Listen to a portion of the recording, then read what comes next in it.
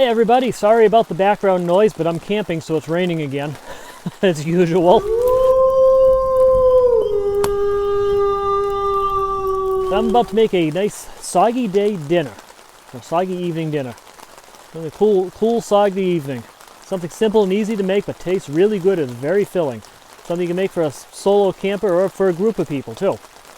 So what I'm going to make is campfire baked chicken.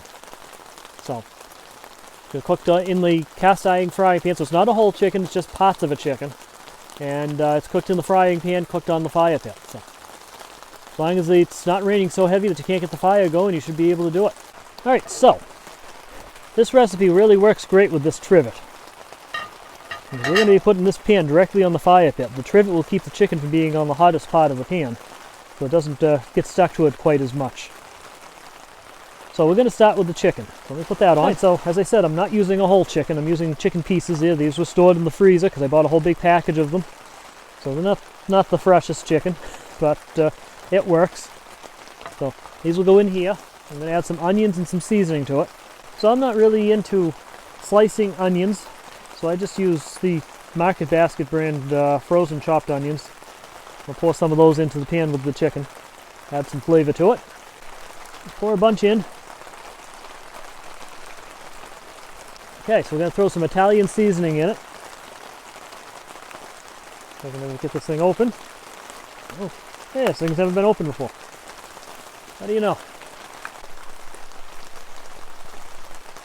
Okay. I'm also going to throw in a touch of garlic powder. Not a lot, just a touch. This one's never been open either.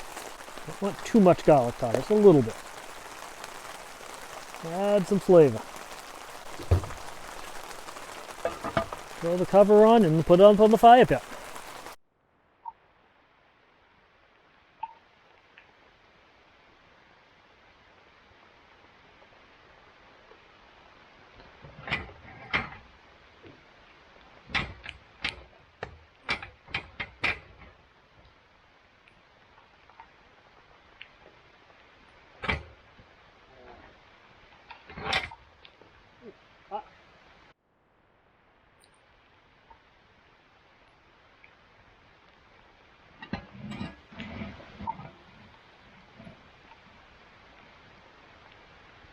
That's pretty much all there is to it.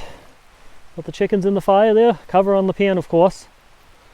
And you're going to come over every few minutes, flip the chickens over so they don't burn on one side.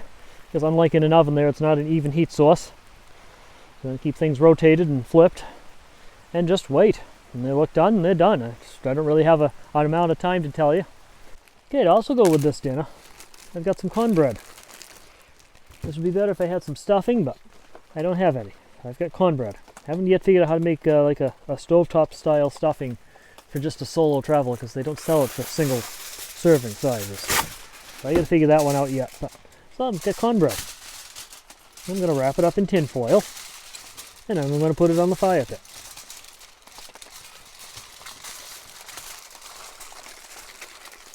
Okay, let me show you how the dinner's coming along here. You see, chicken's cooking up real nice. Almost ready. If you're wondering what these other things are, that's corn in there. I buy these pre-packaged corns. I think it's made by Green Giant, but I'll verify on the video here.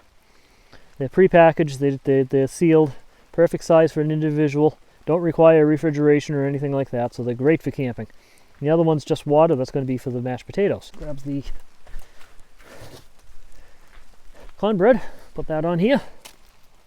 That. I've been going in every 5 minutes, flipping the chickens over. Like that. Oh, skin's sticking. There we go. Close that up. And just to make sure everything heats evenly, I rotate the pan 90 degrees each time. Okay, so I am calling the chicken done. Took about 45 minutes to fully cook it, so it does take it a while. Now I'm going to take it out of the pan and start making gravy. So that's the next task. We are going to try and remove the trivet from the bottom of the pan here. without dropping it into the fire pit, preferably. I just dropped it back in. Told you this part wasn't going to be easy. You also want to take the stuff off the surface of it. Corn pieces. Another part of the flavor here. Ah.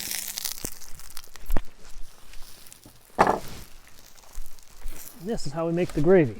It's part of just keeping things simple. This is just jarred gravy. Pan and mix it in.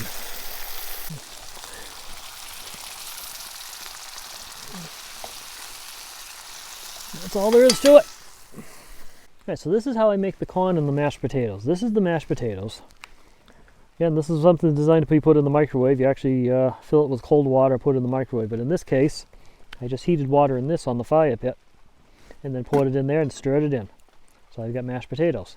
Same thing with the corn. It's designed to be cooked in a microwave. Again, I'm camping, so I don't have one of those. So I take it and I put it in a pot of water and put the water on the fire pit. So the water heats, the corn does too.